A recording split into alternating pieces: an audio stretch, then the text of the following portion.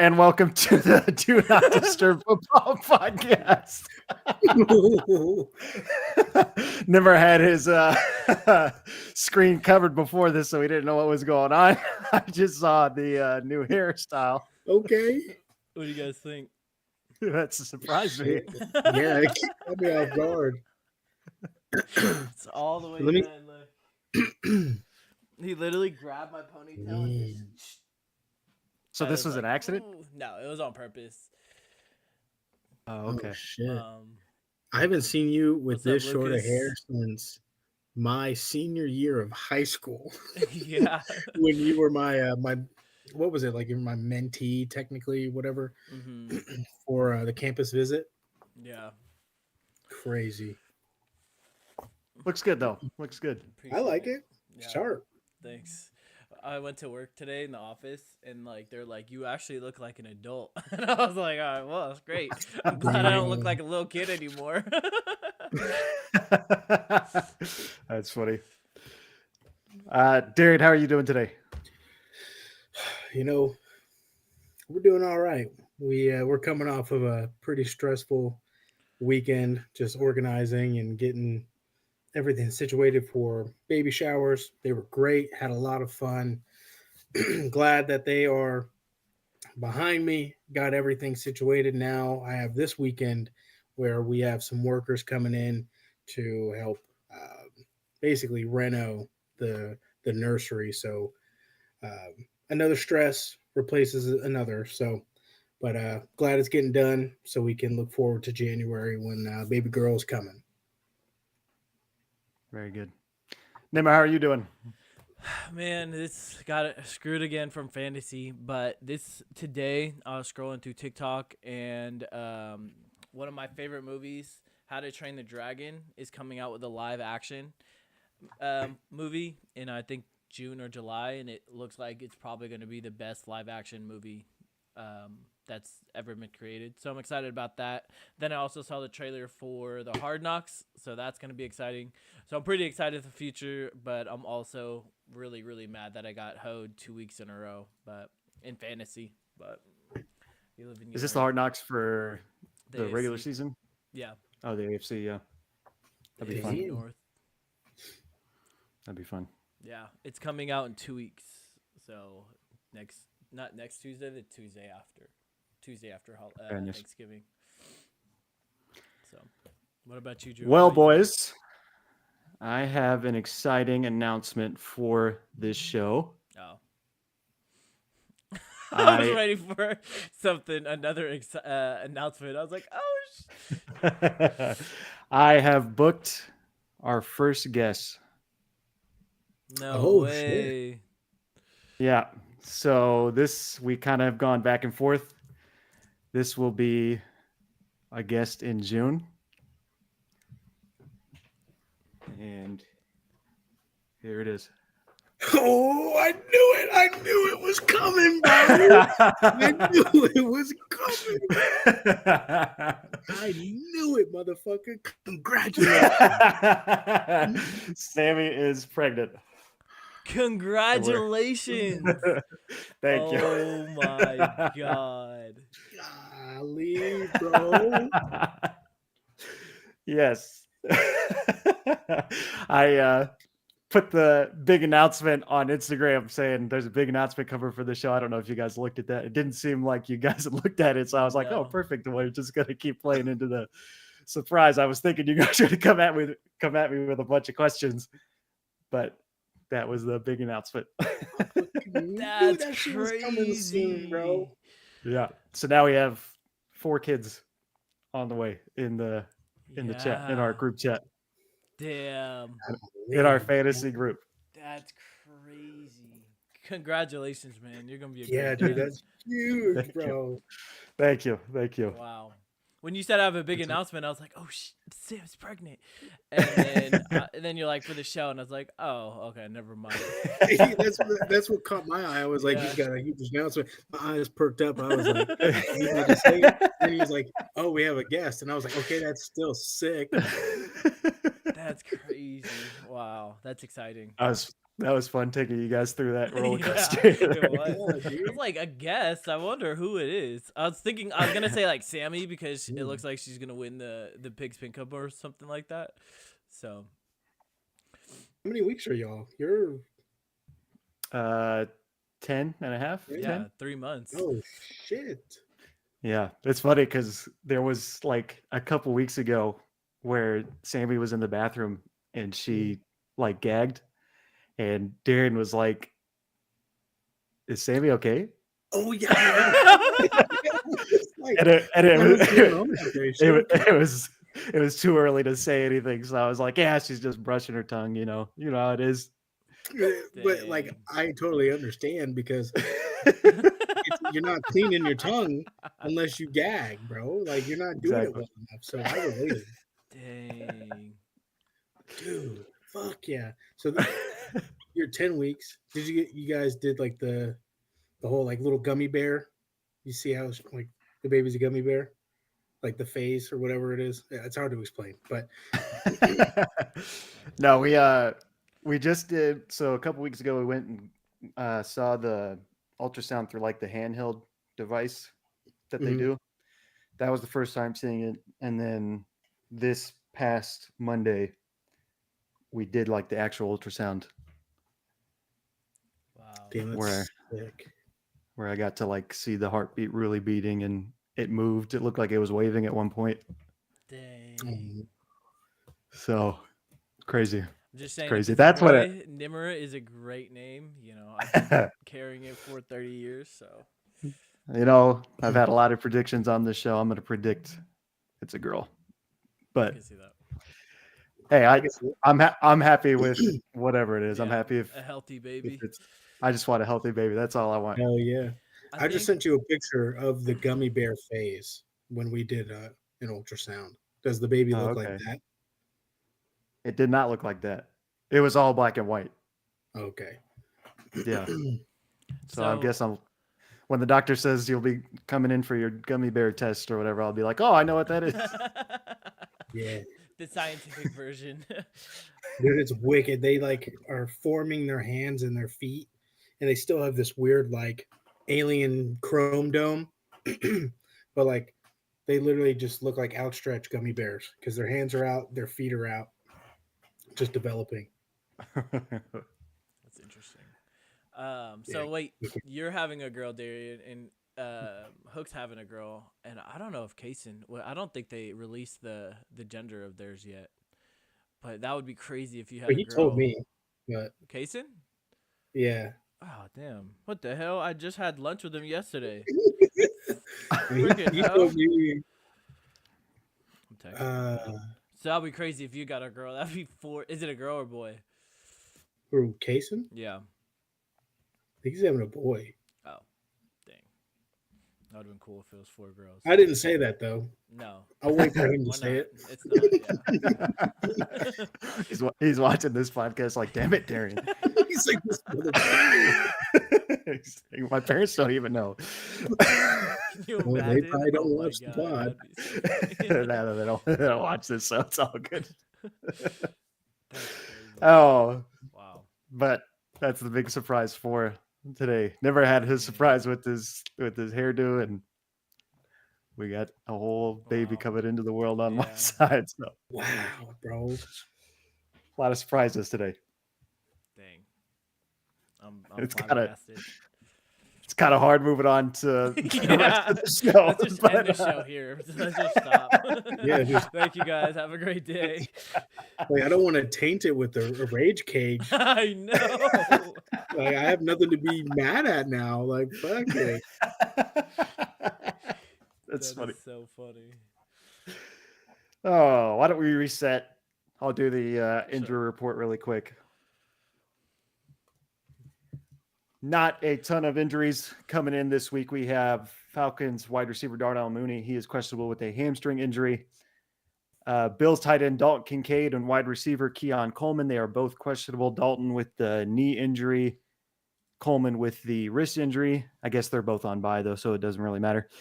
Panthers wide receiver Adam Thielen is questionable with a hamstring injury.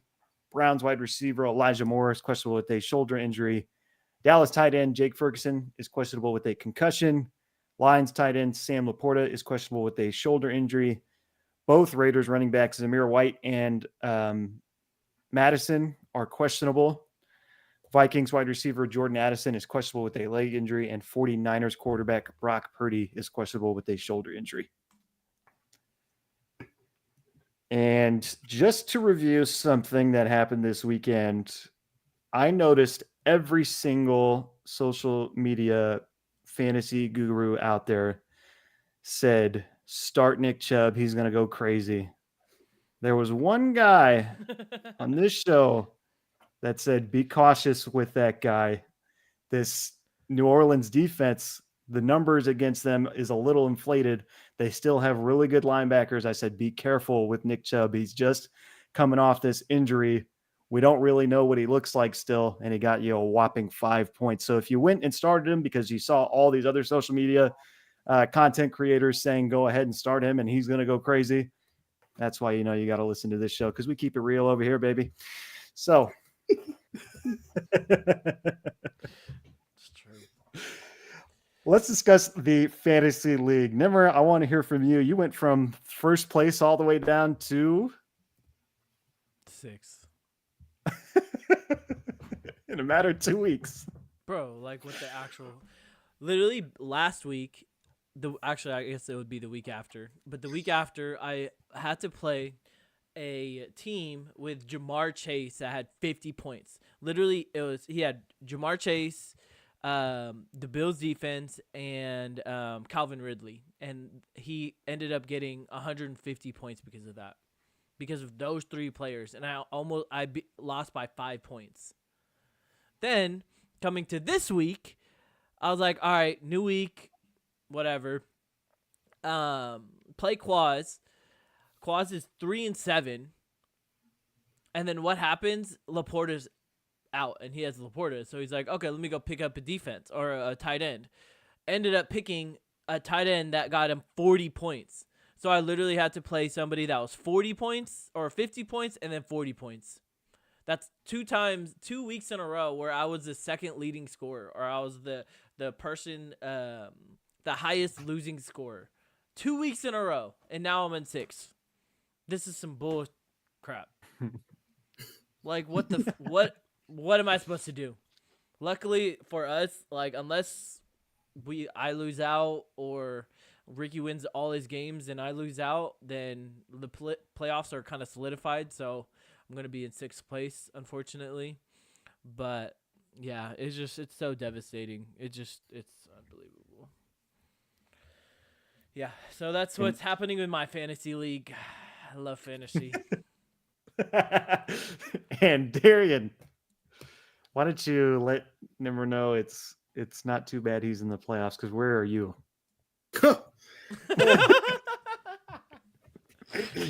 Hey, I've come to terms. I'm at peace. 3-8. Found myself at a healthy 8th place. Oh, excuse me, 9th place. Quaz deciding to make some crazy trades the past couple of weeks has significantly benefited his team, which then just put him above me in rankings. Chalk it up, it's a bad year. I probably shouldn't have talked all this shit at the beginning of the year. Karma is biting me in the ass. But I'm looking at 2025, baby. We're going to create a solid draft guide that I might actually use and have a better year next year. But that's where I'm at. And for your boy, I am in 3rd place, tied for 3rd place. I started the year 1-3. I am now 7-4. So I went on a little bit of a hot streak here. I'm still just as nervous as anybody. I have 2 or 3. How many games do we have left? 3. 3 games? 3. Mm-hmm. I have probably... They're all tough matchups. I was going to say 1 or 2 tough matchups, but I'm going to say they're all tough matchups to give you guys a little credit out here. Darian is the second game from this week, so I'll play Austin and then Darian and end with Me. Nimmer. Yeah. So 3 very tough matchups out here, and it's very fun. It feels like my team is peaking right into the playoffs. I scored 157 points, so feeling pretty good out here. Feeling pretty good. Yeah, it must be nice. Bro, you don't understand how I'm fuming right now. I'm in 4 leagues, and in the 4 leagues, I'm top 1 or 2 in 3 out of the 4 leagues, except this one, because of Eesh. those 2 weeks. Those 2 weeks really completely screwed me. Just so upsetting. I It's feel an it. explosive league, man. I feel like Yeah. some of the last place teams, they could give you a nice 150 point performance, and then Yeah, friggin' 1 you're point. like, how did this happen? So stupid. But honestly, the playoffs are going to be interesting because like looking at the top 6 teams, they're pretty stacked. I mean, even Ricky, Oh, top yeah. 7 teams. Now, I guess Quaz, because I can't say that he has a bad team because he beat me. So, that's top 8 teams. It's pretty nice. Darren, you You could almost just came throw in back. top Top 9 9 teams? teams. Top 10. We won't leave Austin out. Top 10 teams are really tough, but the playoffs are wide open. It's going to be interesting end of the year. So Quaz beat both Darian and Nim in consecutive weeks. Quaz, It's never forget though, you never beat me. So any shit that I'd like to talk, you get to just accept it. Okay, But you've buddy? only played him once. We played him twice. Don't matter. Don't matter. Colorado's got a better record than Nebraska, by the way, Nebraska, too. yeah. So Fair enough. go Trojans, baby. That's funny. let's get into some of the matchups that happened this past weekend. I guess actually, let's talk about the breaking news that happened today. It was announced that Daniel Jones is going to be benched for the rest of the season. And instead of Drew Lock being the guy that's going to be taking the snaps, they're going to Tommy Cutlets, Tommy DeVito. I think I may have called him Danny DeVito on the last podcast, but hey, that's on I'm me. sure he goes by So I want to get you guys' reactions to this. Is this like a tanking move? Do you think the Giants really think that DeVito's the better starter than Drew Lock? Darian, what do you think? It just this is kind of like a portion of my rage cage in a sense, but it baffles me how stupid and how much of a joke the New York Giants are as a franchise. I just don't understand. You let Saquon go, and it was aired on national TV. Your GM fumble that shit, and the owner is like, "Hey, Saquon's our guy. He's a good guy. Can't afford to lose him. Can't afford to lose him to Philadelphia among any team." And look what happens. Golly, man. In this kind of move right here, when you pay Daniel Jones $40 million and he sucks, he's always been ass, he's been cheeks. And then you're like, all right, clearly he's not the guy. And you have a guy that you brought in, Drew Lock, who came in and he's busted his butt day in and day out to be the backup to Daniel Jones, which isn't really awesome. But he busted his butt to get there and be that point in the offense to come in whenever Daniel Jones may he get hurt, or if he sucked, he'd be that guy. But you guys just say, screw him. Send him to the side. Let's put DeVito in. We want excitement. We want the fans to forget about all the bullshit that we did so far this season in the off season. We got DeVito out there. Oh, let's bring this back. Stupid. What do you think, Nev? I mean, we kind of saw this coming, to be honest, but I think it's just interesting that he's not the backup.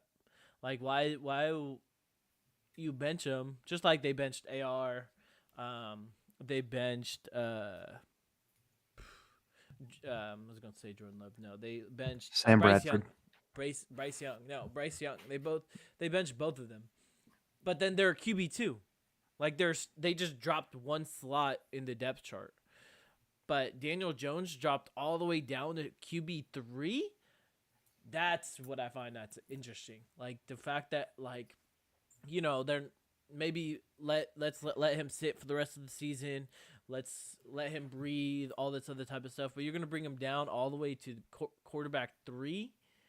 Like that's, I don't know. I mean, it's either this offseason with the Giants is going to be interesting because they're either going to have to trade him away, even though they're going to be paying, a buttload of money for him, or they're just going to try to stick with it like what the Browns are doing, where they're just sticking with their quarterback, they're putting their money where their mouth is, and they're just going to live with the consequences. So it's interesting, the fact that he's quarterback 3, but yeah, honestly, he had one good year, and the Giants just completely just fell for it and thought he was the guy. And instead of paying him like a reasonable salary, they paid him a buttload of money. Like it's insane. I said it like, yeah, it just doesn't make sense. I mean, I kind of mentioned this last week or 2 weeks ago, where this is the difference between good franchises and bad franchises, is that you don't see the Chiefs doing this, you don't see the Steelers doing this, you don't see the Niners doing this, you don't see any of the other good franchises, not even just the good teams, just the good franchises doing dumb moves like this. Lack of a better term. I mean, look at the 2 franchises that are literally handcuffed to their quarterback. Is the Browns and the Giants. Those are 2 really, really bad franchises. So, at least in the past 10 years, at least. So, I don't know. The Giants aren't going to be relevant for another 5-10 years. So, It baffles me. Yeah, I feel really bad for Drew Lock.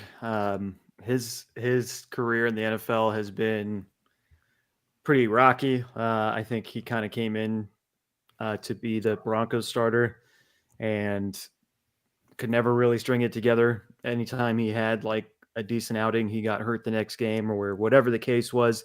It just never really worked. Then he got shipped off to Seattle in the Russell Wilson trade. And when he was in Seattle, he had one game and he actually beat the Eagles. I think it actually had a pretty good outing last year. Mm-hmm. And that made me think him going to the Giants, they paid him $5 million. That he was going to be playing for them at some point this season, and they're just throwing him to the curb. It sucks. I just feel like it's wasted time for Drew Lock. I feel terrible for him. I wonder if they're doing this in order to get Tommy DeVito like more reps, because he was a rookie, right, when they drafted him, so he's still on his rookie deal. So at least they're giving him more reps for the future, and then he will be like whatever the future quarterback. But that's really the only thing, because obviously they're not going to the playoffs, they're not going to win games, they're not going to do any of this. So why not just get live reps? There's no shot that he becomes their franchise QB. I'm sorry to cut you off, Drew, but no, you're good. I think I've just come up with a new hot take, so I'm gonna cut this topic here. Okay. I just curated one right in my head right now. So the next topic, Jets fire their GM, Joe Douglas. So in the same season that Robert Saleh is fired, 5 games in or whatever it was, now the GM is fired. There's whispers. I don't know how serious this report is, but there's whispers that people would be surprised if they if they bring Rodgers back to the Jets next year. I mean, man, I can't believe I picked this team to win their division. And I feel like I was saying before the season, like, this would never happen to Peyton. This would never happen to Brady. And this is the worst case scenario. I mean, they had a better record with Zach Wilson last year. I mean, I think a lot of this falls on Aaron. I would put 90% of this on Aaron. What is your reaction, Tim? Yeah, no, 100%. I love Aaron Rodgers. I mean, I'm probably the only person on this platform that likes Aaron Rodgers, but yeah, no, this I 100% agree that I think this does fall on Aaron Rodgers, the record wise. I don't think that he has anything to do with the GM firing, even this coach firing. I think that people give him a lot more power than he they that he actually has. Just because, like, I don't know, but yeah, I it's just I for me, I think they're gonna bring him back. I think that what's gonna happen is that they're gonna draft a quarterback first round, and then they're what would be smart at least. They would draft a quarterback first round, have him stay behind Rodgers for another year, and then have him come and essentially be the starting quarterback. Because what's gonna happen? You don't sign Rodgers, and what you're gonna draft a quarterback first round, and then it's gonna be the same Zach Wilson thing all over again. Like, why do that to yourself when you have a quarterback already? Whether he be a good quarterback, whether he be a bad quarterback, he's still a veteran quarterback that can help your franchise's future with your quarterback, as we can see with Caleb Williams. Even though it's the first overall pick, if your franchise doesn't have a plan for the quarterback, he's just going to tank. So, I don't know. It's going to be interesting to see. I hope he returns as a Jet for Devontae Adams' sake. Well, actually, he's a free agent after this year, so I guess it doesn't really mean anything. But yeah, I don't know. It's going to be weird. What is your reaction to this, Darren? Man, I'll just tell you this. New Jersey, which is where both the Jets and Giants play, mind you, that state's a dumpster fire. Yeah. But when you have both those teams in it too, God, man, it's a disaster, natural disaster, and they're both shaping out to be. Just throw them all away. They're just is all no good. The Jets, I don't even understand. We had high hopes for them. I think we all did. We all were kind of drinking the Kool-Aid for them. But Aaron should be the next one out. I believe the hype. I think he should go because he was in the GM's ear pretty much the entire year, and it just incompetency across the board. Letting Saleh go mid-season. Woody Johnson's a joke of an owner, shaping out to be. It just doesn't make sense why you're doing this all right now during the midst of the season. Yes, I get it. You're chucking everything to the side. You want a clean slate, but it doesn't do your team any good. You're going to build a bad taste in the locker room because they have no trust in you because you see that you don't have trust in what's already there. So at the end of the day, I think it's good that they're cleaning house. Timing is horrible, but when it comes to it, if Aaron's gone next year, I think they're better off. I think they go and do what Nim said, draft a QB. But shit, I'd trade for Danny Dimes. I'd have him. Oh my God. I'd have him come and start and have that go QB. So Talk about a hot take. You would want Danny Dimes instead of Aaron Rodgers. Absolutely. Aaron Rodgers is That's crazy, Darian. 3-8. I don't, bro. I can't stand the guy. That's nuts. That's nuts, Darian. Come on now. If we all want to be a part of a dumpster fire, why don't we keep it in house? Keep it in New Jersey. Fuck it. Danny Dimes, a New York Jet next year. I think the worst thing the Jets did though was fire Saleh. Oh yeah. I think they should have at least been patient, and then I think that would have changed their whole season around. But the fact that it was so stupid. Yeah, it was such a knee-jerk reaction to fire Saleh. You should have fired him at the end of last season. If you were going to fire him, if you had any doubts about him, you should have fired him last season. Yeah, there's no reason to bring him into this next season. Have him coach 5 games and say, you know what, he's done, fired, out of here. After that's crazy. Games. But I mean, I understand why you don't fire him because you literally your whole season is planned around Aaron Rodgers, and then he gets hurt the first game. And so you already that whole season after he got hurt, everybody was like, "All right, this season's chalked anyway." So you can't fire a head coach when your season's already chalked and you have Zach Wilson as your quarterback. I mean, they honestly did really well with Zach Wilson considering the facts. Like more than they thought they were gonna do at least. So, but the fact that they shot themselves in the foot when they fired Saleh was ridiculous. I feel like they're gonna definitely bring Rodgers back. I mean, you're bringing in that contract from Devontae Adams. You're gonna have to pay him now for that contract that's still left over from the Raiders. So you're gonna have to bring Rodgers back. You're gonna have to keep playing Devontae. You're gonna have to probably re-sign Lazard. You might have to go get Jordy Nelson and maybe some Donald Driver Randall or who. Cobb. Driver. Yeah, you might have to go get. Unbelievable. You might have to go get some Packer greats because I don't know what you're gonna do. There's one man that calls the shots in that locker room, and we know what number he wears. So Yeah, it's gonna be because if you think about the roster, like what would you change about it? Besides, let's say The Aaron O-line. Rodgers, right? Huh? The O-line. it's the O line. I I guess. think that's a big. But he doesn't part. get sacked as like.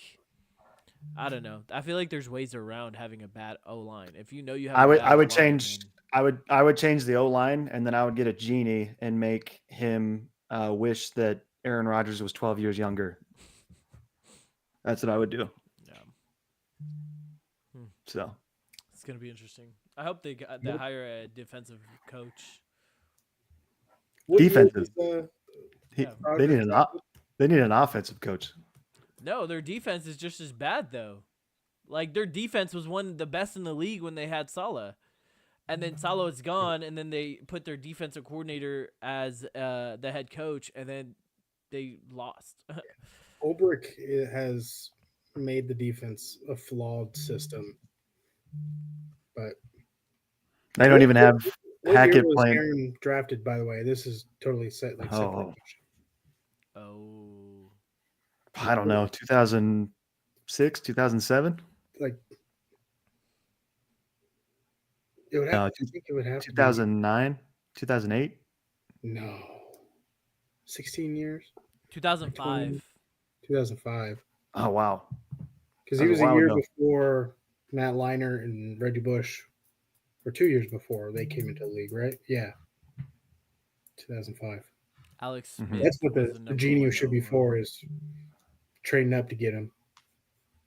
yeah. I don't know what they're gonna do, man. Like, you have a super team. Although they're saying Reddick is probably gonna leave. You would imagine because they couldn't get that deal done. Yeah. What if they hire Belichick? That's a dumpster fire. That Keep it in New continues- Jersey, baby. Dumpster fire. That would continues to be burn. wild. I could see Rodgers wanting that too. I could see him pushing for that. Or Vrabel maybe, but it might be too. quirky. Vrabel would be cool, but then Vrabel's on I the think Browns currently as a coordinator, I think. I think Vrabel would sock Aaron Rodgers right in the mouth on the sideline. I think he would. I Rodgers hope would Belichick say to something. Come back. I really. Rodgers hope would he say does. something slick, and Vrabel would like pick him up, and Rodgers would be like, "You can't do this to me." Looking at him. Fired the next day. Yeah, exactly. Aaron Rodgers becomes the new coach, GM. Yeah, that'd be wild. Dang. Let's get into some of the games that happened this weekend. Eagles versus Commanders. That kind of was, I think, kind of showed a little bit about the Commanders. Dan, did you have any thoughts? If it ain't the pass, it's the run. I mean, at the beginning of the season, yeah, our DBs have been questionable, but now they've steadily increased their involvement and became better. I mean, St. Just, tit for tat kind of guy, gives up big plays, but also does pretty well. I would say more as a slot corner. Sanistril, he's coming into form. Good job. Quan Martin looks pretty good. We do have some injuries in the secondary as well, but with Marshawn Lattimore getting back into the fold, I think hopefully this week should strengthen that. But then the run defense, we gave up 146 yards to Saquon Barkley and 2 touchdowns. I mean, you're not going to win a game like that. So if it ain't one thing, it's the next. But we do have a pretty, I would say, favorable stream of 3 games: Dallas, New Orleans, and I think Atlanta. So I think we could escape with 2 wins there and be in a better, comfortable position. But yeah, we're young. We got a lot of holes. But yeah, the Eagles exploited it. And a tough, gritty game here in Pittsburgh. Nimmer, what was your reactions to that? Oh my God. I didn't even watch Red Zone. I just watched that game. That game was insane. So I'm a pretty pessimistic Steeler fan. The fact that we had, 3 or 4 red zone targets, red zone opportunities, and we couldn't close any of them. And then Boswell is just the MVP. He's literally the only AFC North kicker that didn't miss. But I mean, we can't keep winning games like this. Like, this is insane. We need a competent offense, which our offense actually looked pretty good, except when it came to the red zone. And then when we were in the red zone, we're like, oh crap, we're in the red zone. Let's just forget how to play football. So we can't be playing like this in the playoffs. But I do like our chances in the playoffs. So it's gonna be interesting. It's gonna be interesting. Luckily, we have the Browns this upcoming week, and it looks like we're gonna be winning the North. So we'll have at least one home playoff game. But man, that was a good win. That was a great win. And the Broncos blew out the Falcons. I was wrong about that game. Bo Nix with 11 touchdowns in the past 3 games. Pat Surtain said he's not putting up Rookie of the Year numbers. He's putting up MVP numbers. I don't know about all that, but he looks pretty damn good. That was the best game he's had as a Bronco. They looked very, very sharp. I think they were a little I think they were feeling that Chiefs loss heading into that game. I think they were thinking about beating the Falcons all week, and it showed. I felt bad for Kirko for a little bit there. I was like, man, we're making you guys look like dog water. Yeah. Defense wins championships, man, in games. Defense definitely stepped up in your game and my game. Oh no, wait, not your game, Darren. Just joking. Hey, I called it that we'd have a little rough go against the Eagles. I mean, it was still kind of close, 8 points. It was for the most part. Yeah, it was a close game. The first half, our defense was pretty good, and then it just disappeared in the second. That one run at the end, it seemed like the defense was just like, yeah, you can have it. Yeah. You guys still think that Saquon shouldn't get offensive player of the year? You think Derrick Henry should? I think I still got Derrick Henry. I mean, Derrick has scored in every single game. I either have this Derrick. Past game? Oh yeah. I either have Derrick Henry or I have Jamar Chase. It's one of those guys. Oof, Jamar Chase. If Jamar Chase wins, that would be insane. No. Hook said, "Congrats, by the way, Drew." I don't know if you saw Thank you, that Jack. comment. But bro, come on. My phone is going crazy right now. Oh, I'm sure.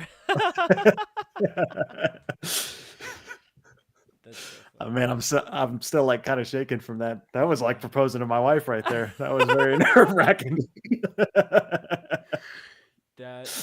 Wow. Yeah. Let's talk about the Bills and Chiefs game. So the Bills were actually favored in this game. Me and Nimmer talked about this game last week. We both picked the Chiefs to win just because we thought it was going to be black and white stripes versus the Chiefs versus the Bills. And it looks like the Bills prevailed. I can't remember what the final score was, but final stat line that I think really made the difference. Mahomes, 21 of 33, 196 yards, 3 touchdowns, 2 interceptions. Josh Allen, 27 of 40, 262 yards, 1 touchdown, 1 interception, 12 carries, 55 yards, and a touchdown. What do you guys think made the biggest difference in this game? Nimmer, I'll go to you first. I think that they have actually played a top team. I think that they've been playing like crap and they've been pulling wins out of their butts this whole entire season. And I think that they finally couldn't pull out a win because the Bills were too much.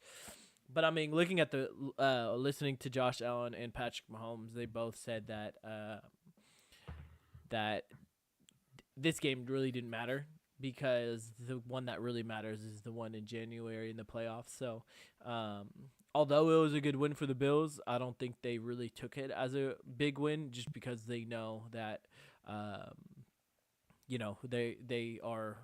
the Chiefs have their number in the playoffs. So that's the game that I'm really looking forward to. But looking back, we should have picked. I don't know why we picked the Chiefs. To be honest, they've been playing like crap all year, and the Bills have looked really good. I mean, I think the Bills own the Chiefs in the regular season, and then the Chiefs own the Bills in the playoffs. So I don't know why we chose the Chiefs, but yeah. So I don't think it's as big of a win as it sounds, but I think it was the Chiefs finally got exposed. What was your thoughts, Darian? I'm just happy that Nimmer's hot take from like 5 weeks ago didn't come true, where he said that the Chiefs me go too. undefeated this year. I was about to blow a gasket that day because he put it into the universe. And I was going to say, if it happens, brother, I'm not watching football ever again. But no, I mean, if it was a team to beat the Chiefs, it was the Bills. I mean, I think the Bills really have shocked us this year, just with how good they are, with losing pieces like Diggs, even some in their secondary, losing Tre'Davious White, losing Matt Milano at middle linebacker. He just regrouped, got better, solidified, and Josh also isn't doing too much like he did last year where he cost games, fumbling, trying to run too much. He's staying in, he's delivering great passes, staying in system, and then you also have Cook who's having a really good year. So I think it was a good win for the Bills, a necessary win to, really shake out what it looks like in the AFC. But to what Nimmer said is that this game doesn't count. Cool, it makes a mark on the win tally, but the real game is come playoffs when you're making a push and you have the Chiefs who are great in the playoffs, obviously, because they've been to the Super Bowl so many times. But Andy Reid in the playoffs, he's a different coach. And that's what you got to be coaching yourself for the next coming weeks, is to have this same exact moment and don't lose in overtime, please. Yeah, like you guys said, I think that this game, I would say it's not a huge deal. I would say it's a big deal for the Bills, though. I think there's this mental state that they have against the Chiefs that when the Chiefs come to town, they have a good chance of winning. Bills finally come away with the win here. Very good for them. Mahomes, it's really like a replay of last year. Mahomes is playing like not very good right now. He's not playing very good football. And I think they're preserving their playbook. I think they're preserving Mahomes' arm. I think Travis Kelce's preserving himself. Once we get closer here in a couple of weeks, I think they're going to turn it on, and you're going to see a different team in the playoffs. I think right around that Christmas game against the Steelers, they're going to really try to turn it on. But I would be surprised if trying to turn it on then against a defense like that, I'd be surprised if that works. So I'm very interested to see how it works out for the rest of the season. Lions with 52 points on the Jaguars. Are these guys Super Bowl contenders? Are they really Super Bowl contenders? Darian, what do you think? Now go back, Nimmer. They are contenders. Oh my god. Condenters. Condenters. Uh, Yeah, That's God why damn it, y'all watch yes, this they show. are. That's why y'all watch this show right there, baby. uh, I gotta accept it. I can't. Condenters. Yep, they are. God damn it, they are. Yeah, I mean, God, man, they are exciting to watch. Even Jameson Williams, who shit, he gets into trouble, 2-game ban, comes out, smokes for 124 yards and a TD, like he didn't even skip a beat. Now that's the kind of offense that you want to see. Defense, they give up a lot in the passing game. That's a lot more desirable to be better in that realm. But when your offense is that potent and can score with damn near anybody, like you got Gibbs, Monty, Jameson Williams, Amon-Ra, Laporta when he's healthy. God, man, that's a killer team. That's a killer team. And Drew said it at the beginning of the year. Whoever wins the North, which is shaking out that the Lions are going to win, they're probably going to win the Super Bowl. And I'm riding that train. I'm riding on that bandwagon, Drew. They look like the truth, but they have a hard stint coming up. And really, that's what's going to be the testament of how good this team is and how they can overcome adversity in good teams. And if they do prevail, man, they truly are contenders. They're not pretenders. Yeah. To revisit what I said it would be the Lions versus Chiefs, and Chiefs will win the Super Bowl. But yeah, I did say whoever comes out of the NFC North, they will be representing the NFC in the Super Bowl. And I still believe that. And I am starting to wonder what the amount of points that the Lions can put up. Could they beat the Chiefs in the Super Bowl? That would be very fun for all of America to watch. Nimmer, what do you think? Are these guys Super Bowl contenders? Absolutely. I think the one thing that's really impressed me is that they're not only beating the teams that they should, they're demolishing the teams that they should. This was like the highest spread in Detroit history or the Lions history, and they blew it out of the water. Like they didn't even score a touchdown. So that's one thing. It just shows the culture. They have one of, if not the best cultures in the NFL, which I think that is the reason that they're focused. That is the reason why they're winning. That's why the reason that they look so good. The defense kind of is a little worrisome for me. But if you look at the NFC, I mean, the other Super Bowl contender as of right now is really the Eagles. And I can't see the Eagles beating the Lions. I really don't. I think that the Lions are too much of a juggernaut offensively. I think their defense isn't the worst. I mean, yeah, I think that's going to be their Achilles heel, but I don't think it's going to be that bad. But I mean, if you look at the Eagles and the Jags only beat them by 7 points. Like they let the Jags come back, but then the Lions completely blew them out the water. So that kind of indicates how well the Lions are, and they're definitely going to the Super Bowl 100%. Yeah, the amount of points they've been putting up, they put 52 points up on the Jags. They also put 52 points up on the Titans, 31 points on the Vikings, who's considered to be one of the top defenses in the league this year, 47 points on the Cowboys, 42 points on the Seahawks. So everybody's getting a little piece of the Detroit Lions. And when they come to town or you're in their dome, you better be ready to play because they're going to put points on the board. It's been an exciting team to watch. I feel like they're like a basketball team when you watch them play. They're like the Golden State Warriors or something. They are so explosive on offense. Hell, even Penei Sewell might score a touchdown on you. So it's like crazy. One thing that's very impressive of the Lions, though, is they didn't make any trades in order to make this team that good. You know, these were all draft picks. Besides Jared Goff, I guess. But then during that trade... Carlton Davis. Huh? Say Carlton Davis corner, but I guess, and Montgomery, they didn't draft Montgomery, but during the trade, it wasn't like the Saquon trade where they traded him and automatically got better. Like they literally grinded and grinded and grinded and grinded in order to get to this point.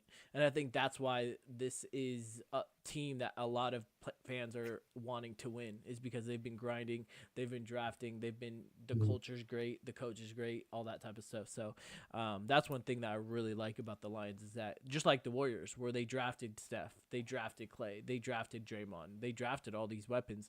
And of course, I'm not. This is before the whole KD thing, but like, it's kind of cool. I said that and I was like, oh crap, I forgot about KD and Iggy and stuff like that. But that's one thing that's really really cool, because you don't really see that nowadays. You see that like what happened to the Eagles, where they trade to get Saquon, and then all of a sudden their offense is that much better. Or even the Steelers, we trade to get a quarterback, and then their team's that much better.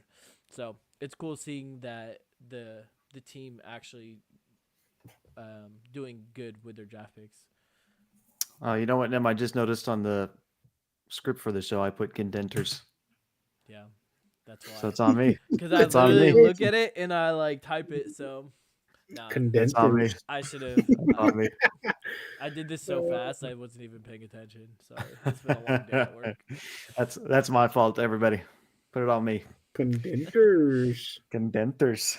We're rooting for you, Lions, though. This show's rooting for you. If you can Definitely. beat the Chiefs, please do it. Please do it. Let's get into. Oh, we didn't talk about the Steelers game.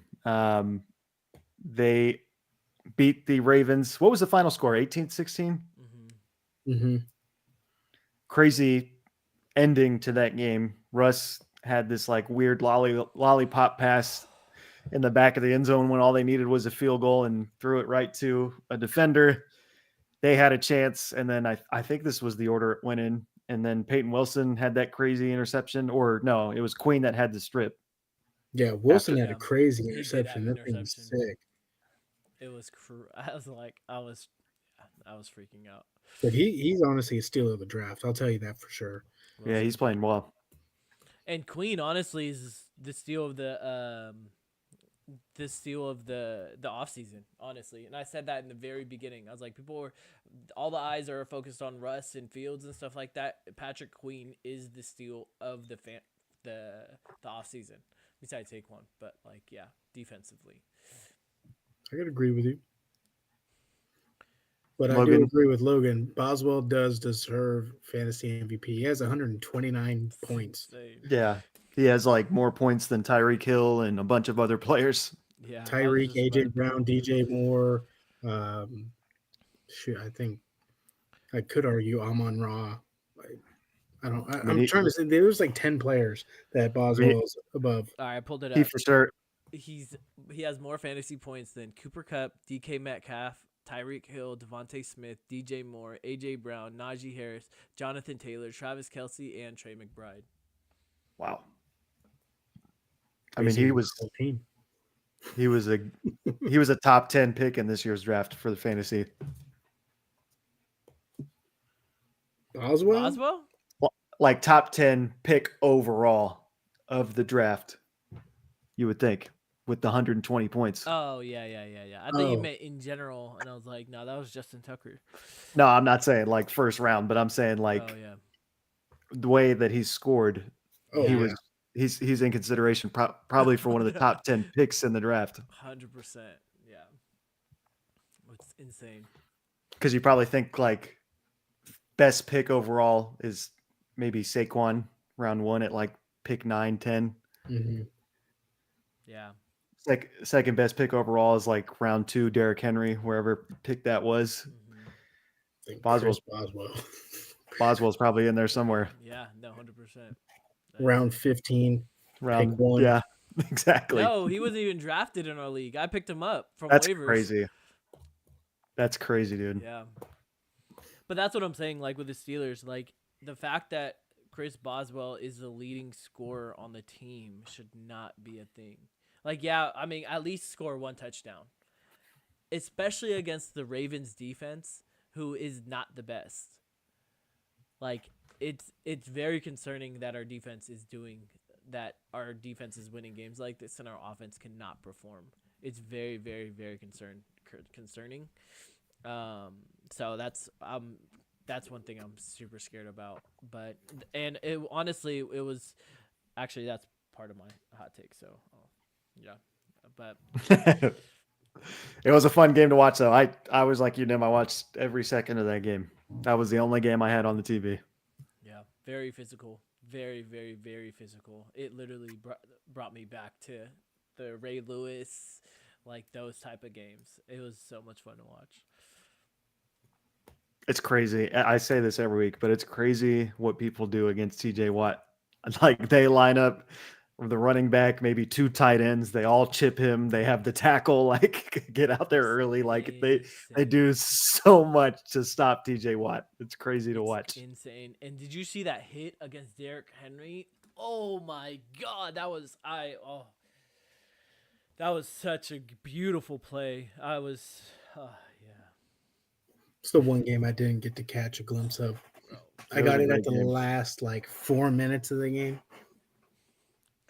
It was a great game, even though it was a game that like it's not a ton of points being put up on the board. I felt like it was entertaining. The entire game was very entertaining. One thing I do have to commend is the refs, because I'm sure they could have called so many flags. Oh, they were fighting the whole game. Yeah, but they let them play. They knew what type of rivalry this was. They knew it was going to be a physical game. They knew it, and they didn't throw the flags a lot. Even Boswell got in on some of the pushing and stuff. Yeah. Oh man, such a good game. It's a great game. But let's move on to our hot takes. This is Hot Take Tuesday. We give you a hot take every single Tuesday. This is something we either heavily believe in or we don't believe in. If you've been paying attention, there's some rumors starting to build up about Cliff Kingsbury going to the Bears. You heard that on this show here first. Hey, I'm not a reporter either. I just guessed that was going to happen. So that has been something that's been building up. Let's get into our hot takes. So, Darian, what do you have for us today on your Hot Take Tuesday? Man, I'm going to just keep it in New Jersey. Here it is. Man, we're talking about joke franchises. I'm bringing them right back into it. Hello, Giants. We back. And here's my hot take. I think you're making this move to have DeVito be your starting QB because you don't want to win games. You want your fans to forget about everything that's going on, what a joke this season was. All that just to tank, lose every game from here on out, solidify yourself as a top 4 pick, shoot, maybe even top 2 if you're lucky.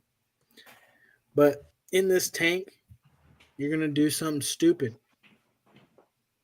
You're going to go ahead and you're going to draft Carson Beck and get yourself the next Danny Dimes. You're just going to forget about Cam Ward, Shedeur Sanders, all the better QBs, but you're going to look at Carson Beck and you're like, that's the guy. Bring him on in and then go back to being 3-13, 3-14, whatever the record is nowadays. Just a joke. That's my hot take. Just want to say that, Logan, I wish I could say the same. Boswell did not help me win. Was not the only reason I won this week. I did not win. And then Logan's hot take is Drake May over Bo Nix for Offensive Rookie of the Year. Oh, Bo Nix clears him. Yeah, I agree. Bo Nix clears Drake May. That was cute, though, Logan. Keep coming up with your little hot takes. But I'll go off of that because that was going to be kind of my hot take. I think an investigation should be launched on the Giants today for tanking because you going from Daniel Jones straight to the third string as the starter, putting Daniel Jones as the third string and Drew Lock the second string, continue to stay at the second string. That to me calls for an investigation. I know that tanking is something they don't want to allow in the NFL, and I know that they will investigate teams for that. I think this is an obvious, clear tank from the Giants. It's time to start that investigation. Take away that draft pick away from them so they don't go and draft Beck. That'll be the better thing for their franchise, anyways. True. So my hot take, we kind of touched on it before this. I think that the Ravens are going to exit the playoffs first round. Since it's looking like that they're not going to win the AFC North, they're either going to play the Steelers, who their record does not show that they do well against, the Bills, who just beat the Chiefs with a wide margin, or the Chiefs, which they don't have a good record against. Plus, like, if you really watch that Steeler game, honestly, they probably should have won that game.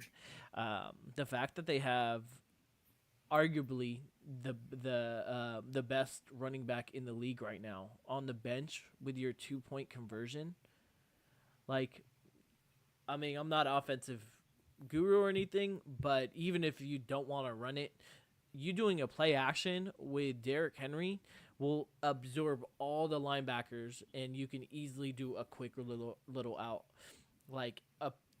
So I mean, I can just see the Ravens, and they do it over and over and over and over and over again. Last year, they were running all over the Chiefs first half, and then what do? They shoot themselves in the foot and stop running it, and then they end up losing the game.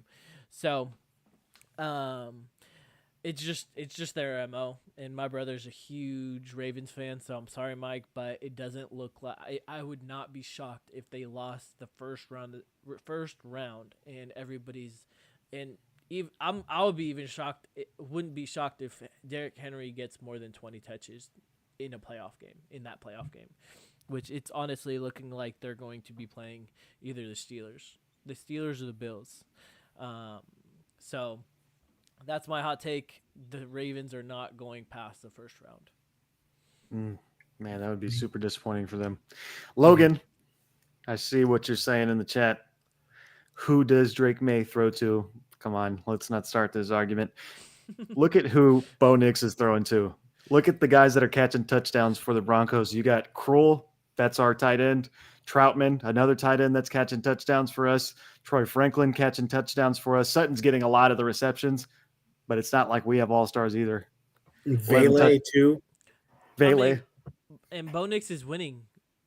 Drake May hasn't been winning. What's his record? Yeah. Like that. Yeah, I'm sorry. 11 Logan, touchdowns in the past 4 games. Bo Nix caught a touchdown in a couple of games ago. Oh, yeah, that was cool. Just stop. Stop, Logan. Maybe next year. If you guys draft Baby. Yeah, you'll get second year player of the year. If that exists. Let's get into Rage Cage. And this is a happy show today. Oh, we got 2. No, Darius. My bad. You're not doing Rage Cage today. I forgot all about this. I'm sorry. I thought I did. No, you're all good. Let's move you down here, Drew. And then I'm going to be right here. That's perfect. And then the title will be right here. It's a little inside scoop on what I... Way to act on your toes there, Nim. That was good. I'm sorry. You're good. You're good. Let's do the Rage Cage. Who wants to start here? I'll go first. Screw it. There we go. So we've been talking about bad franchises. Kind of mentioned the Browns with the whole Deshaun Watson thing. Darian's been talking about the 2 bad franchises in New Jersey. I'm going to be talking about the bad franchise in Charlotte, Carolina. When you have a generational talent and one of your best quarterbacks in franchise history, and quarterbacks is probably the most important position on the field. When you have arguably the best college quarterback, he comes to the NFL, and he won MVP, brought your team to the Super Bowl, all of that. What should a good franchise do? They should be plastering his face all over the walls. Him, Luke Kuechly, and Smith, and the other two. I'm sure there's a couple players I just can't think of. Why are the Panthers? But I just found this out, I guess, because watching 4th and 1, which is a great show. Cam Newton, they do not have Cam Newton anywhere in the building. And I think he has like a small little, maybe a picture of him dabbing on the wall in the second floor, not in the tunnel, not in the locker room, not literally anywhere where the players see. Then I saw this TikTok of a Panthers season ticket holder where I guess it's the 30th year of being a team or something. They send him a book. They have a bio of every single player in every single year, but they do not have a bio or a description of Cam Newton. They only have a big picture of him dabbing, and they have a picture of him in the background of Luke Kuechly or something like that walking off the field. Wow. This guy literally brought your team to the motherfucking Super Bowl. Did he win? No, but he still brought your team to the Super Bowl. Where has your franchise gone when you didn't have him? I'll tell you, last place. Then what do? You throw probably the worst trade of all time, and you get Bryce Young, who, guess where he's at? Bottom of the list of the quarterbacks. So what do? Why don't you think that nobody wants to come to Carolina? Because you treat your players like shit. This is arguably the best player in your franchise history, and you're gonna treat him like shit, and you're not even gonna put his picture in the tunnel. You're not even gonna retire his jersey. It's complete bullshit. And I understand if he was like a Antonio Brown, or I wouldn't even say Ocho, because Ocho just talked a lot. He didn't do anything bad. Neither did Cam Newton. So why the fuck are you not putting his face everywhere? Like, think about, he actually came out on 4th and 1 and was like, I went into the locker room and my kid said, Daddy, where's your picture? And do you know how demoralizing that is? Like, yeah, I gave this city, and he said, I gave this city my all. And this is how the team wants to repay me? Do you think if I was a player and I want to go to a team that does that? Come on. That is so pathetic, and that like pissed me off. They honestly, now they're talking, people are even saying that this team should be delegated and go play college teams, and they probably would still lose. And then your one good year that you went to the Super Bowl, you're going to throw away the person that brought you there? What weapons did he have? I don't think he had Christian McCaffrey yet, did he? I'm not sure. He had Funchess and Greg Olsen and Jonathan Stewart. Jonathan Stewart was the yeah. quarterback. Yeah, I mean the running back. But I mean, come on. He was literally 4th and 5 automatic. This was before the tush push. This was the whole Superman. He's the only person, I think him and Luke Kuechly are the only two Panthers that have a commercial. And you're going to treat him like shit. That is so pathetic. When did he officially retire? He technically, and that's what they told him, they're like, well, we don't know if you're coming back because you haven't officially retired. Oh, he still hasn't retired. Not officially. But he hasn't played in 4 years. So get the fucking hit. You know what I mean? It's fucking stupid. You know what I mean? Like, what the hell? You want him to come back? Okay, if you want him to come back, then have him fucking come back. And honestly, the fact that he's not playing is crazy. He should be a quarterback's coach. Why not hire him to be a quarterback's coach? It's ridiculous. Shit just pisses me off. Yeah. Darren, what is your rage cage today? Like I said, I ain't got too much to be mad at. Today's a happy day. But let me get into character real quick. I love this part.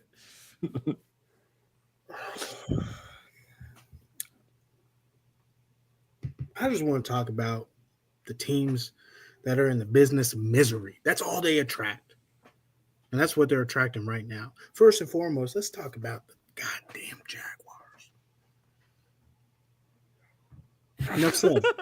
So let's go on to the Cowboys.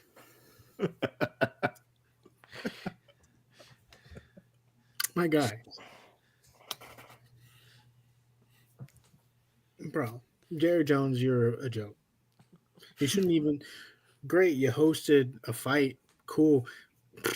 Nobody could watch it. Shit was buffering. Probably it was your Wi-Fi at your goddamn stadium. Shit, and you're too cheap to pay for a better one. Get ATT. Come on, bro. Outside of that, you make no off-season moves. You're a joke. No running back. Look at you guys. Zeke coming back off of fucking wheelchair time. And you got Rico Dowdle sitting at 5'4", and then Deuce Vaughn at 4'2". And that was a charity pick. I'm sorry, because his dad's a running backs coach. Motherfucker doesn't see no time on the field. What are we doing here? All right, cool. Who rah, heartstrings pulled. Great. You're still a joke. And now this damn $1 billion stadium falling apart. If that doesn't just encapsulate this team, I don't know what else does. Oh, shit, maybe getting blinded by your own fucking stadium. And do you have any thoughts of putting up curtains when you're driving down the field? Nah, fuck it. It gives us an advantage. CD fucking Lamb can't catch a goddamn ball. One, because it's Cooper Rush out there. But two, damn sun in his eyes. Put a curtain up. Shit. Just tint the goddamn window. All right, but next. I've already talked about the Giants and the Jets. Jokes. But let's get on over here to the fucking Titans. Bring in fucking Zach Taylor. Is it Zach Taylor? No, I don't know. Whoever the goddamn coach is. You fired Callahan. No, it's Callahan. Fucking yeah. Zach Taylor's still in the Bengals. Yeah. Fuck him too. But you fire Vrabel. This man had a culture already brewing. Good defense. Traded AJ. Traded fucking Brought him to the playoffs. Bro, you draft Traylon Burks. Oh, he's going to be the new AJ. Where? Is he in the same room? Joke. Will Levis, mayonnaise man. What are we doing? He's meme central. We just are a joke. But damn, he could throw it to Calvin Ridley. That's a saving grace. I'll tell you that for sure. But you fired Vrabel. My man's had something brewing. Got you to the playoffs. Then you cut the ties off. And now look at you. Bottom of the barrel. You feel good, don't you? Joke. Jokes everywhere. Carolina, I'm sure I already had my time talking about him. Owner's a joke. Nimmer just talked about how even more so a joke. You don't even commemorate your best player. Your best player in franchise. I bet you have a goddamn picture of Jake Delhomme.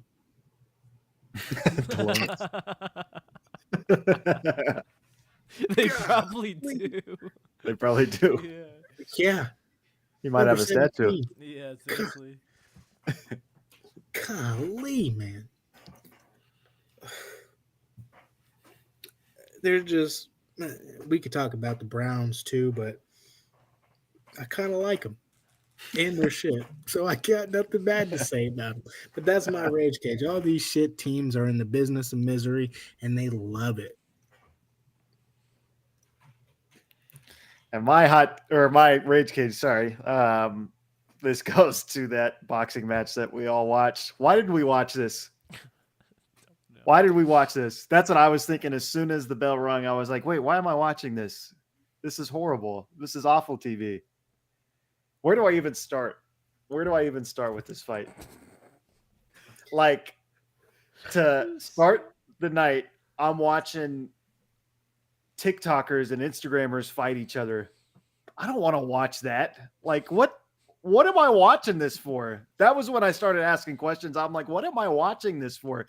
What is this guy's name? And Sammy's like, his name is this. I was like, I won't remember that. I can't remember it. I don't remember what their names were. They had Evander Holyfield on there. He couldn't hear. He wasn't plugged into the sound system that they had. So they were to ask Evander, they were like, so how do you think Tyson's going to do tonight? And he was looking the other way. They're like, Evander. They're like yelling at him. And he's like looking the other way. And then he's like smiling and looking at them. And he's like, I can't hear you guys. I'm like, okay. I was like, so there's one technicality. Maybe this will get better. Then they had Jerry Jones on there and his mic wasn't on. And I know that pissed Jerry Jones off. You know, that had to piss him off. I know he's there like, this ain't my microphone. This is Netflix's microphone. You can't hear me. But what a shit show. What a shit show to have those two technicalities back to back. Evander Holyfield can't hear anybody. And Jerry Jones, you can't hear. Then you have one flash cut. Oh my God. First of all, best fight of the night was the girls, Katie Taylor and Amanda Serrano. That was a great fight. They were, I mean, that was like that was like watching an action movie. I loved it. I loved every second of that fight. That's what we should have got out of the main event. I knew that wasn't going to happen. I don't know why I expected it to happen right when the fight started. But there was a cutscene, I think, in that fight where we get to see Mike Tyson's ass, his assless chaps. The rest of America gets to watch that. What is the camera guy doing, first of all? Like, what are you doing? You're live on Netflix. All of America is watching this. Even people outside of this country are watching this fight. And you are straight center onto Mike Tyson's ass. Like, what kind of production is this? That was like I've seen better boxing shows put on by the Misfits production team. This is Netflix. We pay $17.99 a month for this to see Mike Tyson's ass and Jerry Jones mute and Evander Holyfield not paying attention or hearing anything going on. We pay $17.99 a month for this. Then the fight starts. The fight we're all waiting for. And you saw the promo for this fight where they had this is where we should have known it was a rigged fight when you saw this promo where they had Jake Paul and Mike Tyson on the opposite side of the ring and they run up to each other and they freeze. That's exactly what happened during the fight. Because the bell rings. It's like ding, ding, ding. First punch is thrown, buffering. Now we're all waiting. We've been waiting for this fight all night. It's midnight over here in Pittsburgh. I've been waiting for this fight to happen all night. And you're telling me I got to wait 30 minutes for a buffer after looking at Tyson's ass? Like, what a mishandling of this whole boxing production. They have to be so embarrassed. I would imagine a lot of people lost their jobs, including the cameraman. What are you doing, bro? What the hell are you doing? And they're in charge of Christmas. Exactly. That leads me to my next point. For anyone that's excited for these Christmas games on Netflix, it's not looking good. It's not looking good. We're going to be seeing a lot of buffering. It looks like the pregame will be perfect. As soon as everybody hops on when the game's about to start, you'll miss the first quarter. I'd be oh my God. The whole assless chaps thing, that was ridiculous. That killed me. That was so ridiculous. Did a double take. I was like, wait, what the heck? They showed Jake too in his locker room, and he's watching the TV, and that comes on, and he's like, "What the hell is this?" And he's mad because he's got his name tied to this whole production. I bet he was furious. That was such a joke. That was such a joke. That fucking Tyson said, "I love you," smooched the guy in the cheek, and then turned around and is just like freaking silverback gorilla walking by just with his cheeks out, bro. Leading up to the Monday night or Monday, the Pat McAfee show, he's like, yeah, there's still gonna be some fucking Mike Tyson's ass prints on the locker room. That was such a bad showing. The commentators were terrible. Like, you had the girl from White Man Can't Jump being one of the commentators. What are we doing listening to her talk about boxing? She had no idea what the hell she was talking No, about. she had no idea what she was doing there. And then they start arguing about the whole biting the glove. Yeah, there was that too.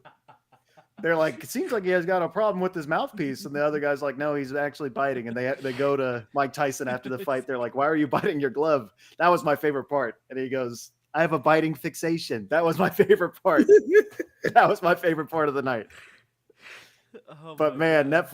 Netflix should be paying me $17.99 a month after that. I feel robbed. Jake Paul, you robbed all of us. You robbed all of us.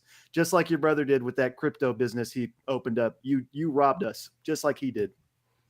I saw a tweet with Jake Paul, and I guess Antonio Brown live streamed the whole entire fight in AT&T Arena. Like, he put it on his phone was live streaming the Jumbotron, and he had like 6 million people. Wow. You know what they should have done too?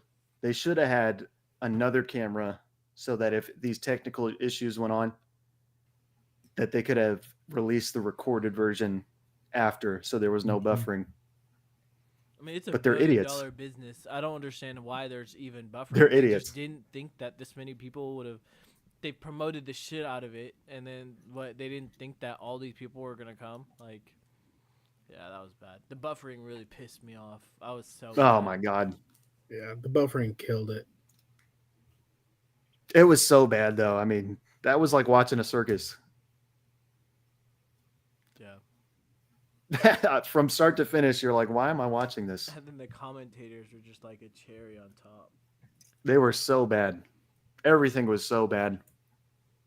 After round one of the Jake Paul fight, you're like, what am I doing? I just don't understand because Mike Tyson looks so good in practice.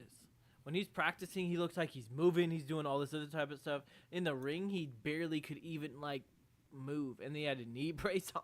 Like, what the fuck are you talking? Well, there's a lot of people saying, and I watched this fight. There's a lot of people saying you watched the Roy Jones Jr. fight and Mike Tyson fight just 4 years ago. That'll get you to know that this fight was rigged. Yeah. Because he was really putting it on Roy Jones Jr. And in this fight, it looked like Mike Tyson, there was a couple points where he could have really put an uppercut in or a left hook in and took Jake's head off if he wanted to with one punch. He never did. He didn't throw one punch. Like, not even just like, all right, well, Jake, he's hitting him, and he literally just kept taking it. And he didn't and then after the fight, they're like, Mike, who do you want to fight next? And he's like, maybe his brother. And Logan's like, motherfucker, I'll kill you, Mike. It's like, Logan, you think this is the right time for that, you idiot? Like, what? Do you have any sense at all? This 58-year-old just lost to your brother and you're saying you're going to kill him? Like, what the hell are you doing? Just because your brother's got more clout than you? You want to act all bad and bougie, you stupid ass? Ass hats. All of them. Except for Tyson. He was just ass chapped. Nice. But let's go take a break. This is turning out to be it's not too long of a show. We're good. Let's take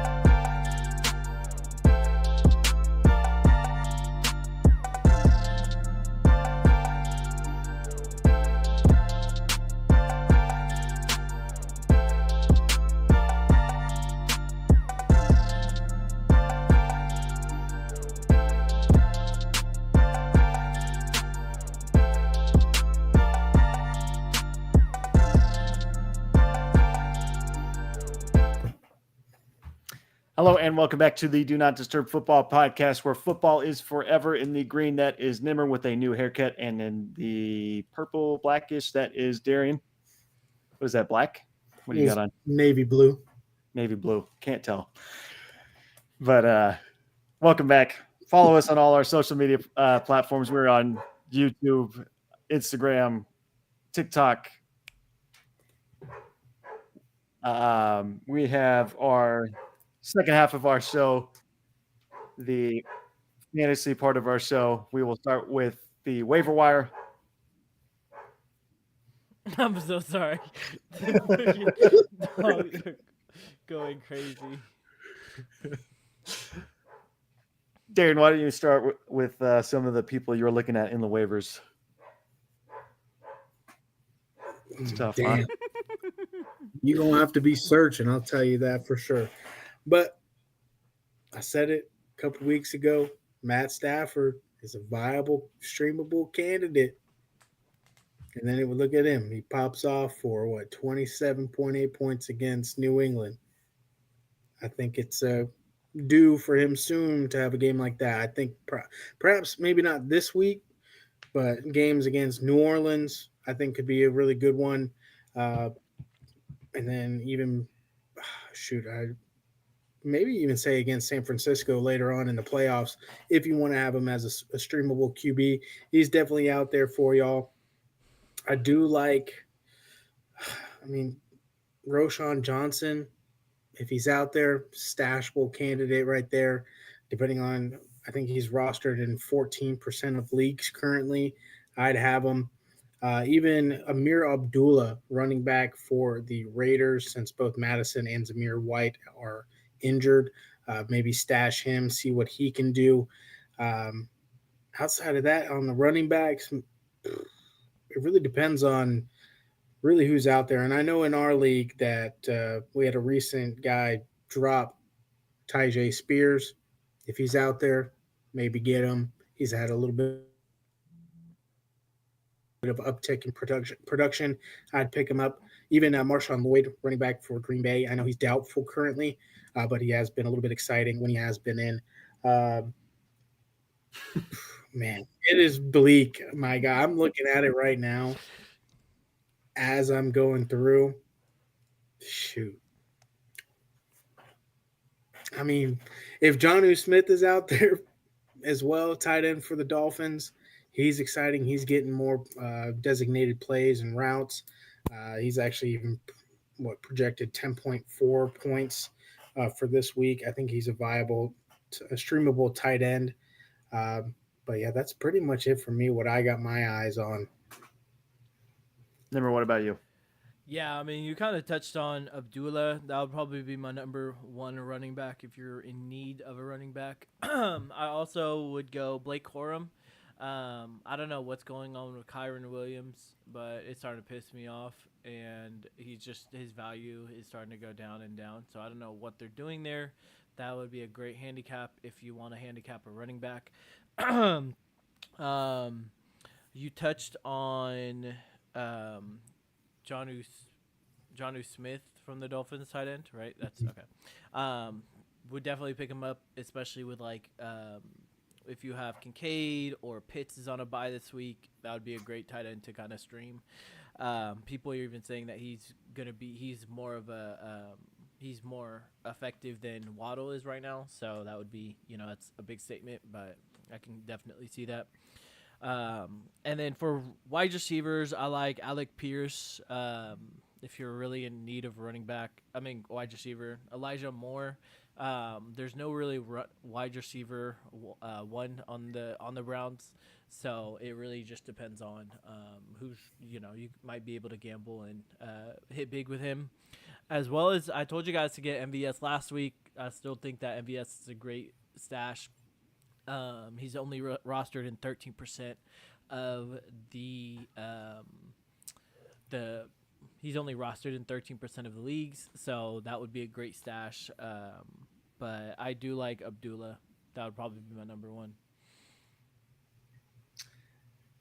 Yeah, quarterbacks, I like, outside of the guys you mentioned, Tua and Drake May. I think those are the two guys that you should probably be looking at.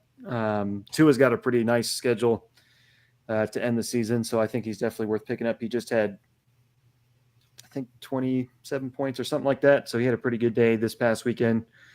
Running backs, like Nimmer and Darian said, you're going to be looking at handcuff situations. There's not a ton of guys out there that you're really going to get solid production out of. I would maybe look at Singletary from the Giants. Tracy fumbled in this last game against the Panthers, and that made me have a little concern about him. We know that he played wide receiver in college, so if these fumbles really end up being like a big problem for him, I could see some bad things happening for him. Christian Watson from the Packers. I don't love his the amount of targets he gets, but he is one of those guys similar to like MVS, deep shot guy that if he ends the game with 99 yards and a touchdown off of 2 receptions, you'll take it. So that's someone I would look at. Demario Douglas, he only had 10 points, but he's been a pretty consistent playmaker for the Patriots. One guy I don't think we've mentioned yet, and I think we probably should. I don't trust him a ton, but Nick Westbrook-Akine from the Titans. He's had some decent games. This last game, he had a really long touchdown. And for whatever it is, ever since Hopkins has been out of the picture, Westbrook-Akine has been kind of really filling in those shoes. So he might be worth picking up. Tight ends, I think Theo Johnson, I talked about him last week. I think he's worth a pickup. With this quarterback change, it might look different, but I know he was getting a lot of targets with Daniel Jones, and he plays a lot of snaps for the Giants. And Will Dissly from the Chargers, he got a touchdown this past week, so I would take a look at him. Yeah, Westbrook-Akine is one that I've seen that he doesn't get a ton of targets, but he's got 5 touchdowns in the past 6 games. Yeah. He's I just don't love the quarterback situation. That's the only thing. Yeah. But I think he's worth, in a 14-man league, 12-man league, I definitely think he's worth being rostered. 10-man league like us, he'll probably stay there on the waiver wire, you would think. But let's move on to Anthony Richardson. He had a career day against the Jets. I picked him up right before the weekend started in our league because I just had a feeling he was going to be kind of reemerging here towards the end of the season. I'm kind of screwed now because I have 3 quarterbacks and I don't know what to do. But Anthony Richardson, he had 28.8 points, fantasy points, 272 yards, 1 touchdown through the air, 1 touchdown on the ground. He did fumble twice. He lost 1 fumble. So there's still some concerns with his play style. But what do you guys think? Is this something we're going to keep seeing from Richardson? Is he worth picking up off the waiver wire? How valuable do you think he is? Nimmer, why don't I start with you? I don't think that he's going to be as valuable as we once thought in the beginning of the year. But if you only have 1 quarterback and you need another one, I think that he probably is the best one on the waiver wire right now. So that's the only really reason why I would pick him up. But I probably, if not, I have Kyler Murray and Herbert. So I'm fine with my quarterbacks. I like both of those over Anthony Richardson. He's probably 20th. I would rank him. So kind of take that as you will. Darren, what are your thoughts? It's what you wanted out of him at the beginning of the year. Is he worth picking up? Yeah. Stash him as your backup QB, put him in a rotation if he has a good matchup. I think what's the best part about Richardson is the designated run plays that he had this past week against the Jets. You want the rushing upside because you get the duality of points from your QB. Depending if they follow this same game plan, it could be very intriguing. But he's definitely a stashable kind of guy. I wouldn't start him until you see that consistent play. Um, and depending on his matchups going forward, he could be a rotational piece. But uh, is he worth picking up? Yes. Is he worth a start currently? Like a hey, just start and pray. It's nah. It's not the go. It's not the play. But So I think I am looking at him in a little bit of a brighter perspective. I think if you look at the situation with the Colts, this reminds me of like Justin Fields on the Bears. He is kind of trying to do it all himself. And even if it's not like a bunch of great numbers statistically, I think fantasy, he's going to have an effect. If he is going up against you in the playoffs, I think it's concerning.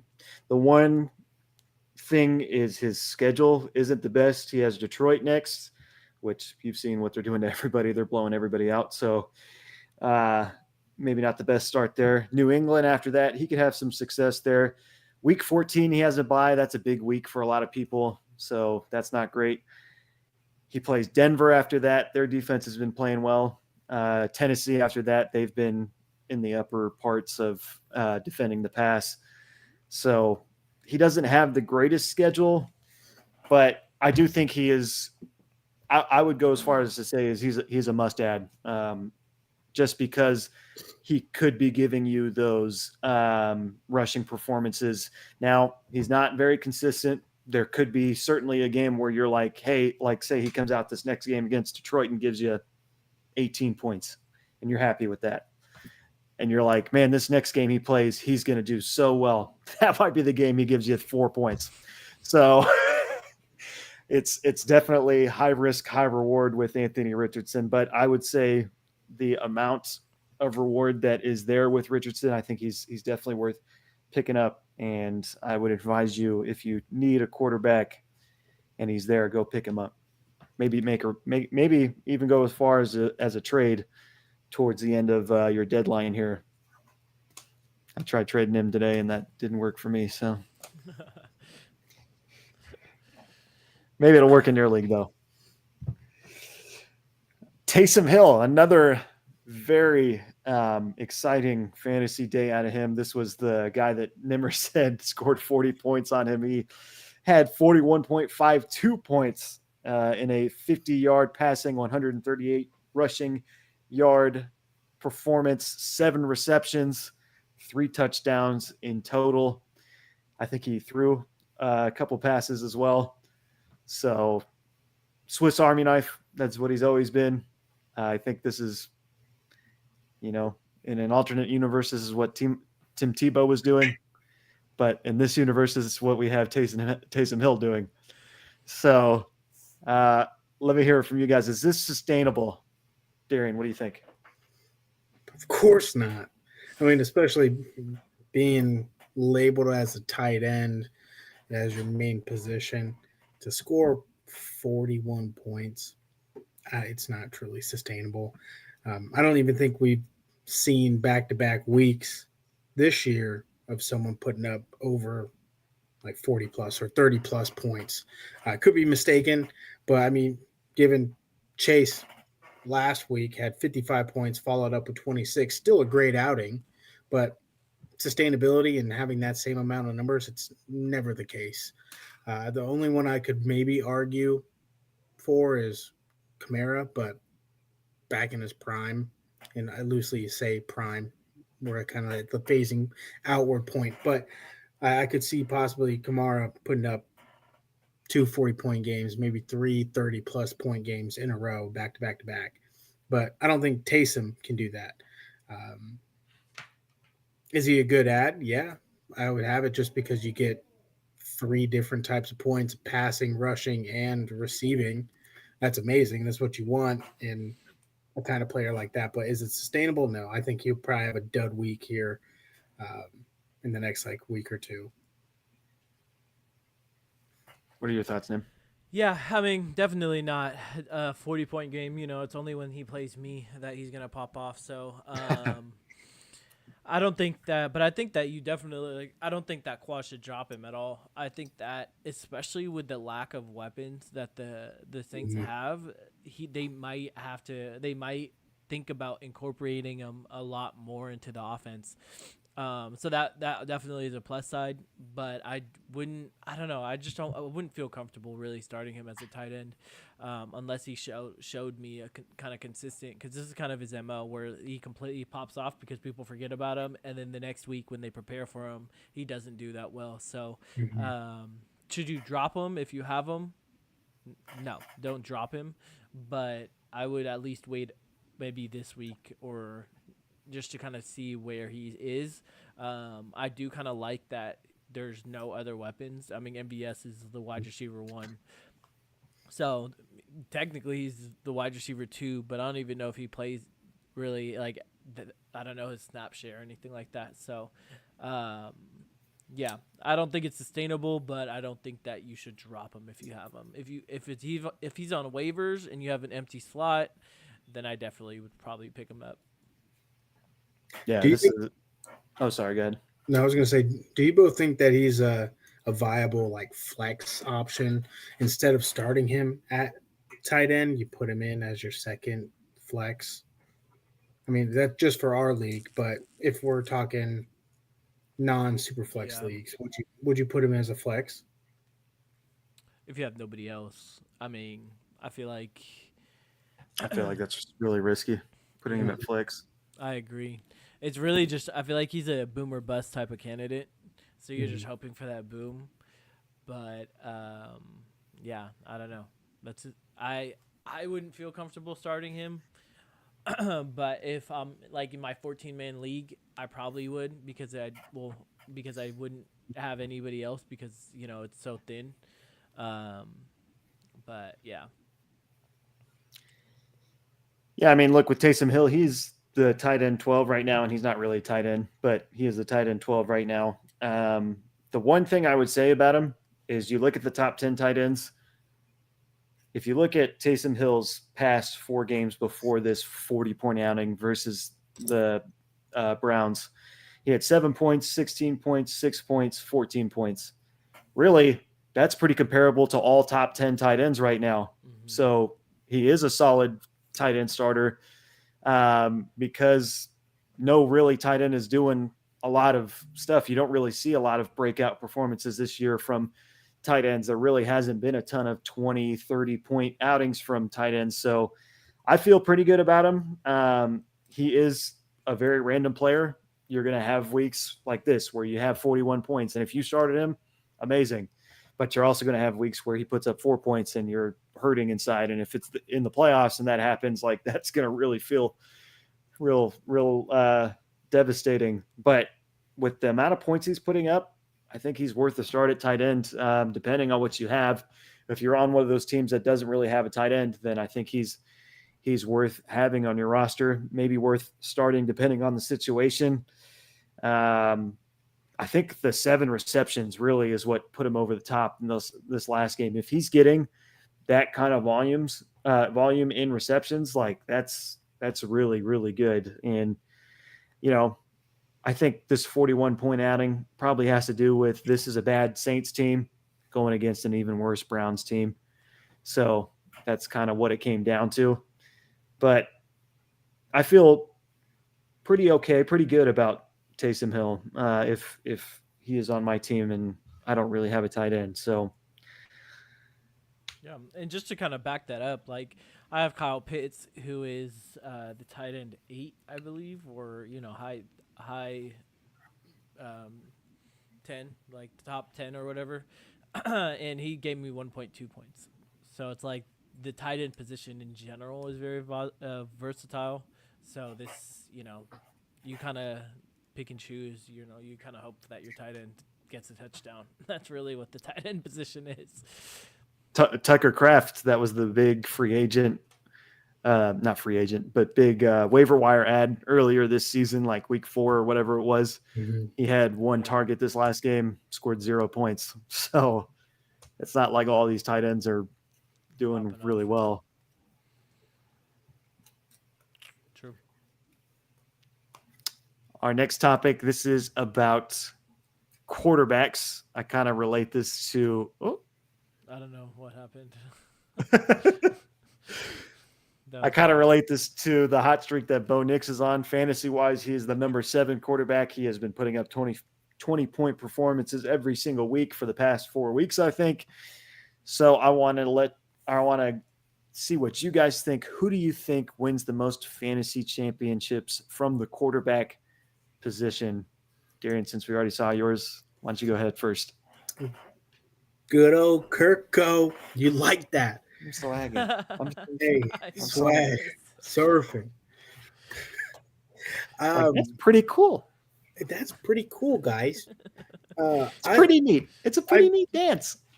I like Kirk Cousins' playoff schedule, and I think it's just all favorable matchups going forward. I mean, to start off first round, he's got Las Vegas. I mean, that's a pleasurable matchup. He's going to pop off. It's my shot is right there on a Monday night. Granted, he's never been really good in prime time, but right here, right now, against the Raiders, it's going to be a great first week of playoffs. And then he follows that up with the New York Giants, who's ranked 24th against the pass. Mind you, Vegas is 25th. So 2 back-to-back bottom 10 pass defenses that he has in the first 2 rounds of the playoffs. And then to finish it and conclude it, he's got Washington Commanders, who are 18th. So middle of the pack. They did just acquire Marshawn Lattimore. So Drake London may be covered for the most part, but that's going to leave targets to Kyle Pitts, Mooney, Bijan out the back. And I think it's just favorable matchups in the playoffs. And if you have them, great. And if you're in the playoffs, even better, because he's going to give you the best chance at winning your fantasy league this year. Remember, who is your quarterback?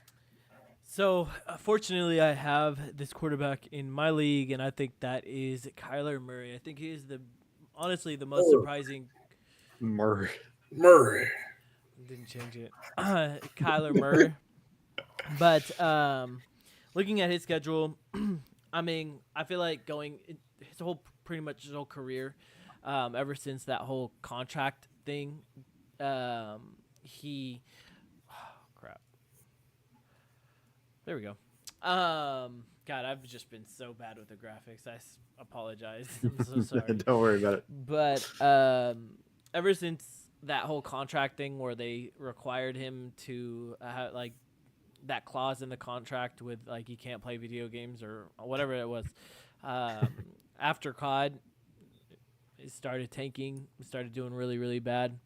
But luckily this year, COD sucks. So his game definitely improved after COD.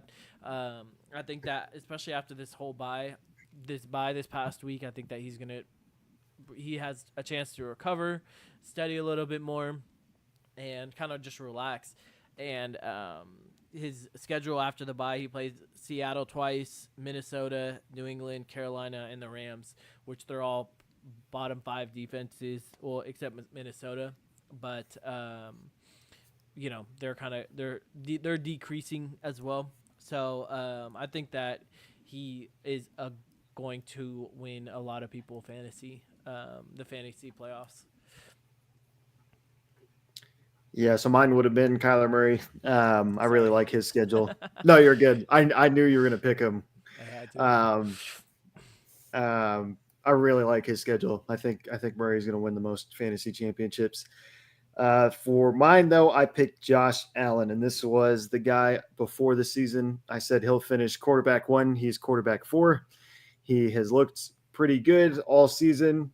His playoff schedule is the Rams, Detroit, New England, and the Jets. Now, the Lions and the Jets, I know aren't the most favorable matchups, but he's gone up against a lot of defenses this year, and he's looked good in a lot of games. I think he'll compete very well with the Lions. I think he'll dominate the Rams. I think he'll do very well against New England. And the Jets, he knows pretty well. They always play pretty well against him, but I still think he can give you, 14, 15 points at the least in that game. So I'm going to say Josh Allen is the quarterback winning you guys the most championships?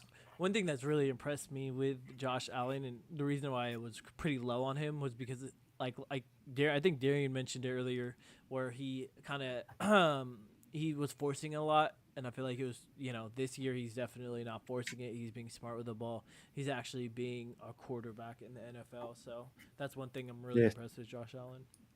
I think he's only got 3 or 4 interceptions or something Yeah. like that.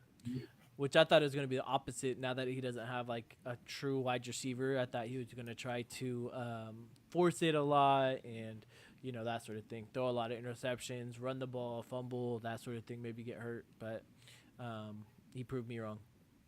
You know why he's having such a great year? It's because he's with Haley Steinfeld. She balances him out. Yeah. Maybe stress He's reliever. not so jittery out there anymore. He's happy. He's got a great outside life out of football. He's calm, cool, collected when he gets home, too. That's what it needed. Haley, thank you so much. Because I want to see the Bills win a Super Bowl one time. That would be wild. Bills Man. and Lions. Oh, That would be such a great Super Bowl. that would be so I cool. would die for that. I would love that so much. Let's get into our defense start of the week. So we all give you a defense that you could pick up from the waiver wire, most likely, and start this upcoming week. We've been pretty good with this. I feel like we pick a defense, all of us pick a defense every single week that performs pretty well. I think we've missed a couple times, but this has probably been our most consistent topic. So defense start of the week. Remember who you have. Gotta go with the best defense in the league, the Pittsburgh Steelers. We played against the best offense in the league, and we shut them down at 16 points. So, and with 2 interceptions, a fumble, we made the best running back in the league fumble. The best quarterback in the league throw 2 interceptions. Now we're playing against the Browns, who arguably top 5 worst offense in the league. So I really like the Steelers' chances this week. Only problem, and I guess we'll talk about it tomorrow, but the Steelers somehow, some way, always go down to the competition. So that's one thing I'm kind of worried about, but I have faith that the Steelers' defense is going to do really well. Maybe even get a touchdown. I'm definitely going to add that to a leg. Who scores the touchdown? I think it's not gonna be Watt. I think it's gonna be. I got Minka. Ooh, that would be cool. I have Patrick Queen because he really wanted a touchdown when he stripped that ball. That was wild. Now let me get the rookie, Wilson, baby. Wilson, Ooh, Peyton baby. Wilson. Peyton Wilson don't get his first touchdown. That would be dope. Darren, who do you got for your defense start of the week? You see, I'm looking at them right now, and I might change it. But what I did originally say was the Chiefs against the Panthers. That's kind of a given. Anybody going against the Panthers, I definitely want to have the defense for. But, if someone picked up the Chiefs and they have them on their bench or they've been streaming them and they have them in their lineup, another good option is the damn Arizona Cardinals. Might be a little bit of a controversial take here, but the past 2 games, if we look at it, 13 points against Chicago, 11 points against the Jets, where they had 6 sacks against Chicago and 3 against the Jets, and a forced fumble in that week against the Jets as well. I think they may be coming out a little hot. They keep that momentum coming out of the bye week, and they bring some havoc against Seattle. Or excuse me, against damn, am I blind? Yeah, against Seattle this week. I was looking at Minnesota week 13, but I think it could be a really good matchup. Seattle Cardinals, and that defense may shine through. And I've got Washington. I know this probably hasn't been a defense on a lot of people's radars this year, But they got a matchup coming against the Cowboys. I told you last week when Houston was going up against Dallas, I said, go ahead, start Houston defense this week. They'll get you at least 10 points. They got you 17. I think Washington could also get 8 points. I'll call that 8 points against the Cowboys. Cooper Rush sucks. Throws interceptions. He was sacked 5 times. There was a touchdown that the Houston defense got against the Cowboys. So this is a pretty clear cut waiver wire pickup for me. I would go ahead and pick up that Washington defense. Anybody playing the Cowboys for the rest of the season? I mean, this Cowboys offense, they're in the same realm as like the Browns offense and the Panthers offense and some of these worst offenses in the league. So just make sure you're looking at who's matching up against them every week. It's true. But we're going to get out of here. Any more baby announcements before we leave? Or Oops. Wait, what's happening? What's happening? Oh, we're just backtracking. I forgot to put this out. It's been a long day. Sorry. No, I don't think I'm having a second baby while I'm having a first, which is technically possible, which I found out a Is couple it? months ago. Wait, what? You can be pregnant while being pregnant. It's wild. I saw this whole thing where Wait. this lady was 8 months pregnant, but also 4 months pregnant with the second baby, and they're just like in there at the same time, but different periods of growth. It's a That's wild circumstance. Didn't that Yeah. happen to Josh Ransom? No, so he's an Irish twin. So they had Josh, but also had I don't know if this is His way sister. too much information, but like he basically had his dad's and his mom's egg already filtered, or excuse me, I said filtered. Basically set inside a petri dish, ready to go, and so then after like a couple I see. months, Okay. they just So it wasn't at the same time, but it happened like right after each other, essentially. yeah, they're 11 months apart, so that's why they're Oh, Irish Okay. twins. I don't know. I thought they were 8 months apart, but yeah, that's crazy. Congrats, Drew. That's exciting. Yeah, dude, man, I'm still hyped. I saw the Insta post by Sammy. yeah. Oh, I didn't see that. I'm about to watch that right after this. Just crazy. the live reaction. that That was fun. That was insane because at first I was like, "Oh my God, Sammy's pregnant," and then you're like, "For the show, I have a guest," and I was like, "Oh, what the hell?" Okay, and then you I'm said bringing in July, Russell and I was Wilson. like, "What the heck, July?" That's Has so Sammy funny. been throwing up, or has it just been gagging? I don't Oh, think she's that been- we need to put that on she's there. been- she's been sick. Like sick? Like she's actually like, Yeah, I mean, she's medicated now, but she was losing mad weight. Dang. was she on Zofran? I don't know what it's Maybe. called. Okay. We I've- should I've- have Sammy. If she wins, she needs to come on the show. I think that would be fun. I think we talked. I actually talked to her about that. I was like, if you want, if you win the Pick'em League, then maybe you can make a guest appearance. And she said she'd be down. So Oh yeah, she can pick the playoffs. yeah, I just want her to come on here and just like start talking shit to all of us. Yeah, I could see that. She deserves it. I mean, She just like reads them out. She's like, Drew, you thought that they were gonna beat the. That'd be perfect. did you not Yeah. see this analytics? No. I'm calling it. You're having a boy. Nah, You think so? Yeah, you're having a boy. Yeah, 100% I- he's having a girl. I'd be happy for whatever, but I feel like I've been destined to be a girl dad. So Yeah, I could. Even Jack said it's a girl speaking it here first, so yeah, it's a girl. I think We're it's just about to build the best know why I said fucking Jack. I'm girls sorry. rugby team. yeah. We all gotta move back to Arizona or something to. Because we have, Kaysen has 1 girl, Ricky has 2, Mhm. and then that's what 3, 4, 5, and then Drew's the 6th. So We can get a sevens team. Yeah, there you go. what year would that be? 2038 I don't even want to Like- think about that. or something like that. Yeah. We would Leanna and Iris are going to be Oh the my God, captains, they're obviously so being the nasty oldest. yeah.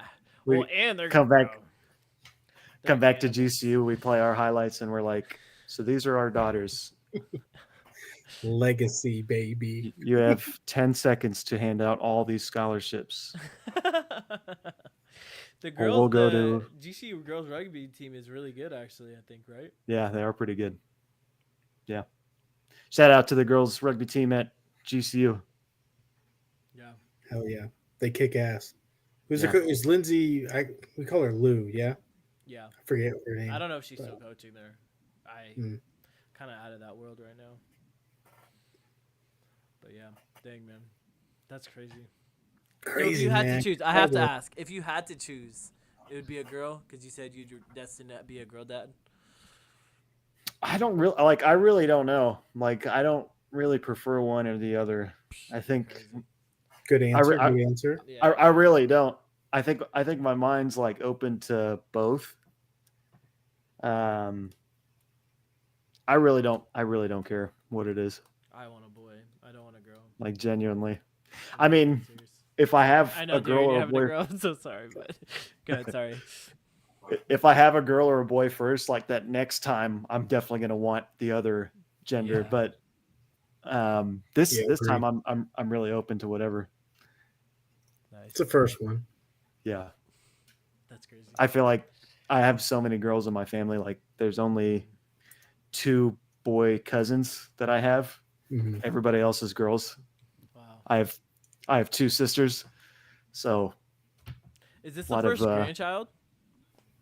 yeah, Like, is this the first one? Oh, okay. Wow. first for both sides of the family. Wow. That's Wow. crazy. Yeah. That's really cool. Yeah, I know I'm gonna It's- get a girl, unfortunately. So, just prepare. It's not myself. unfortunately. It's your No, kid. I want to. If No, you no, have- no, no. Okay, yeah, Yeah. that. Okay, don't get me wrong, but I would much rather have a boy. Honestly, I think I was destined to be a Did- boy dad, but I just have a feeling I'm gonna have a girl. Yeah, I feel like if you feel that, that's what's gonna happen. But Well, okay, so listen to my family, and then we'll get off. I'm sorry, but my mom has all sisters. Then her and her sisters had all boys. I have like 2 or 3 girl cousins throughout my first and second cousins. So, and then I think 3 of my cousins have kids, and they're all boys. Mm. So I'm hoping I get a boy, but either way, I'm gonna. I feel love like- it, don't get me wrong, I feel like my mindset will switch so fast if it's a boy. but yeah, that's 100%. You have. I'm gonna turn right into a coach. Like, I'm just gonna be. That's true. You can still be a coach for a girl though. Definitely. But for a boy, I'm gonna be like, oh, we're doing 50 up downs. Yeah. You haven't had Fucking breakfast yet. That's asshole. Like, get Yeah. on the fucking line, bitch. yeah, I would. I would. You have a girl? Honey, do you want to go work out? Exactly. That's so But have your like parents or Sam's parents, have they been like, we don't want to be called grandma and grandpa, we want to be called this? We haven't really had that conversation. They have really honestly accepted being like Papa and Grandma. Hmm. They've kind of kept the same name for all the other grandkids. There's, I think, 7 before ours. I think that, yeah, 7 or 8. There's 8 in total. So they've already assumed their grandparent names. It's What funny do you- because both my mom, Sammy's mom, her dad, I don't know if my dad really cares. He hasn't really said anything about it, but they all said, we don't want to be called grandma and grandpa. What do they have want to be alternative called? names? Yeah. So my mom is thinking Nina. My grandma, I called her Mia. Oh. So that was Spanish for mine. Hers will be some sort of Spanish thing. And then Sammy's parents, her mom hasn't really decided. She's thinking Oma Susu, which I think is pretty cool. That is That pretty is cool. Really cool. Her name is Susie, so it'd be Oma Susu. Almost I like so sweet. Oma is grandma in German, Mhm. and then Papa for her dad. So what are you guys gonna be called? Are you gonna be called Daddy, Dad, I think I just like dad. Drew? No. Yeah, Your that'd be first name. kind of weird. I'm out in public and my little Darian. kid's like, Drew, get over here, Drew. Come here, Drew. Kinda weird. I don't So you know. said Dad. What about you, Darian? I don't know. Like I haven't really put much thought into it. Probably dad or pops. I Pops. fuck with like the slang kind of shit. Mm. All right, what's up, pops? Just to like keep it cool, not like daddy, dad. It just seems so formal. Like Yeah. I'm gonna cut the shit with you once you're like older, but like you can call me pops, pa. I feel like so many people ruin daddy. Yeah. 100%. Yeah. Or Poppy, Like or whatever. Like, the past couple of years, daddy turned into this like sexual thing, and it's like, well, that sucks. You guys ruined that one. yeah. Yeah. That's interesting. Dang. But it's crazy. It's crazy thinking I'm gonna be a dad. That's crazy. Gonna be a dad, my guy. That is crazy. Yeah. Same with you, Darren. Hey, shit's about to be a fucking whirlwind. I'll tell you that for sure. You're gonna be stressed out your mind, bro. Oh, man. Yeah. Yeah. I like at daycare charges and I'm like, oh my God. Like, how do they even expect people to pay this? I was just talking to one of my friends, and he just put his son into daycare, and he said it's $1,500 a month. Yeah, it's insane. Is that for full time? No, I don't think so. A lot of them, if you are just 1 day a week, they charge you like way more than that. Mm-hmm. They, I think charge you for a full time kid. they either Well- charge you like a part time or a full time fee, which is a lot, even if it's just a couple hours Yeah. a week. Yeah, Which is we so saw stupid. one for part time, only doing maybe 2 to 3 times a week. It was still $900, $1,000 That's a month. crazy, dude. Damn. Like, how? How do you pay that? You just pull it out your ass, dude. Yeah. 'cause I don't know how anyone pays that. Like, unless someone's working from home. yeah, I mean that's like, But even I think that, me and Si- man, that's hard. Even that, Yeah. it's hard. Like Yeah. you got a 6-week-old, which is usually they allot you 6 weeks. Some places will give you 6 months, which is absurd. But that's like the disparity. It's either 6 weeks, 10 weeks. Some places they'll give you 6 months because they're amazing. So is But- everybody give maternal, but yeah, but there's no paternal leave, huh? In a lot of the places. That's so stupid. Most of the time, you have to go through like FMLA, so your job is protected because you're going out or calling out using PTO or saying, "Hey, I'm out because I have a kid that just got born," so they can't fire you because you're gone. So you get to go that route. That's what technically I'm going to be doing. I'm saving up PTO enough to take off a couple of days and then going through FMLA to cover maybe another like half a week or a week so I can be home with Sam, especially her being post delivery. Like she's got to recover. I got to take care of her. We also have a baby that's going to be born that's got to be nurtured, learn how to feed and latch and all this. And so it's a ton. And then just to only have 1 week, it's a Yeah. hard system. And you don't even get paid for that week too, huh? Whatever's not under PTO, no. Jeez. Being an adult sucks. yeah. Be an adult in capitalist society. Very true. Very true. Well, if you enjoy the dad talk, let us Yeah. know. Maybe we start a dad talk podcast or something. I don't know. I'm gonna be out. I I'd be guess. keen. I'll be the graphic designer for that, and I'll be behind the scenes. As long never mind, I had a bad joke. I was gonna say the spelling. We're about to have like a whole Oh yeah. bunch. I know. I need to work on that.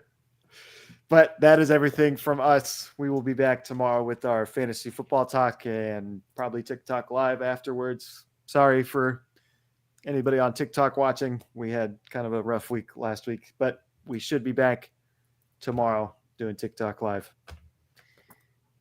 Have a good night, everybody. Thank you for watching.